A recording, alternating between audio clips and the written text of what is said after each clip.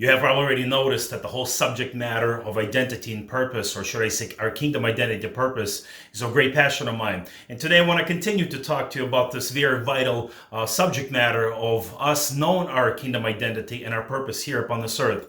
And today I want to talk to you about this interesting biblical character by the name of Cain.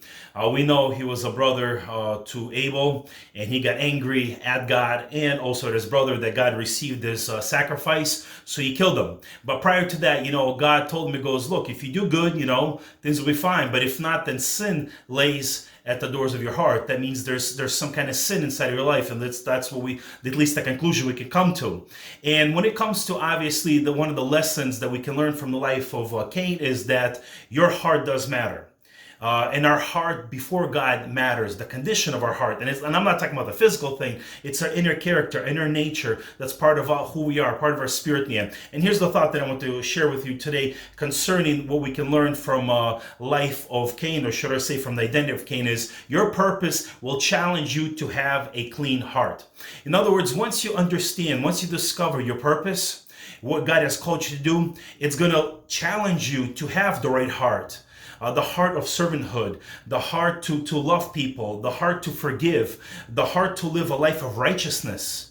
I remember one man of God saying it this way. People would ask him, how come, you never smoked, you never did drugs, you never lived, an immoral life of sexuality, so on and so forth. And he goes, the day I understood, I think it was around age 13 or 15, when he understood and discovered his purpose upon this earth, he goes, why should I now drink and destroy my body? Why should I smoke, do drugs, or commit any sexual acts before I'm married, and many other things, so I could destroy my life and possibly destroy my purpose? In other words, this individual, once they found out that God has given them a purpose upon this earth, that they can be very influential with the gifts that God has given them, that means they're not going to be opening their heart to wrongful things, to sinful things. So that is, the challenge for all of us. And I just wanted to share a couple Bible verses with you. One of them comes from Matthew 5:8, and it says this: blessed are the pure in heart, for they shall see the Lord.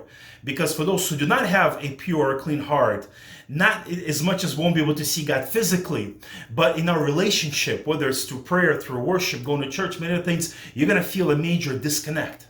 And you understand that for those of us, who are married or in relationships, when our heart is wrong with our partner, with our spouse, then we understand that there's going to be some barrier walls. There's going to be barrier walls in our communication, barrier walls in our relationship, in our intimacy, in every area of life. Another verse that you might be very familiar with, the psalmist shared with us, Psalm 51:10 says this: create in me a clean heart, O God. This is David, praying to God, and renew a steadfast spirit within me.